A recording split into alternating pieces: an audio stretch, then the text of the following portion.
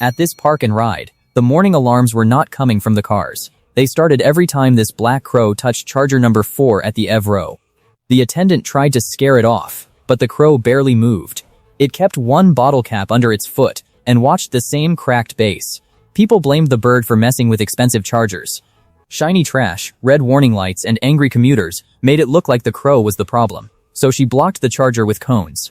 The crow slipped behind them, reached under the rubber seal again, and the warning light came right back on. That was when she stopped chasing it. In the security office, the footage showed the crow choosing the same charger again and again all morning long. When maintenance arrived, the electrician thought it was a nuisance call.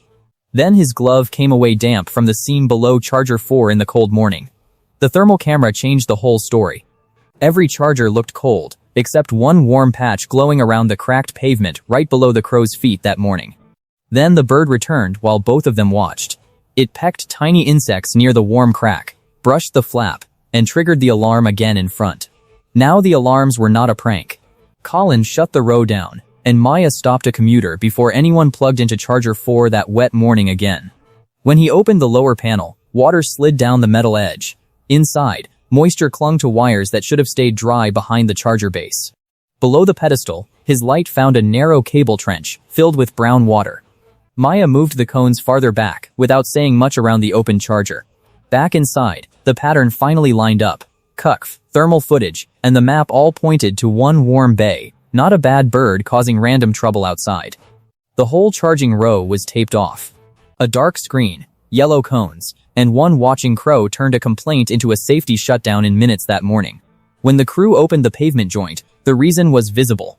Wet conduit sat under the charger, exactly where the crow kept returning through the cold morning.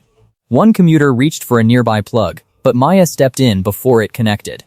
Under the joint, water still moved around the cable inside the open trench.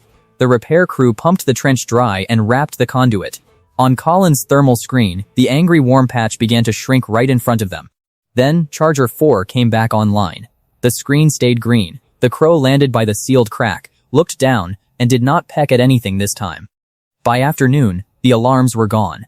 Maya picked up the same bottle cap and set it on a cone like quiet evidence of what they missed earlier. Everyone thought the crow was causing trouble. But what if the troublemaker was the only one trying to show them where trouble started before it got worse?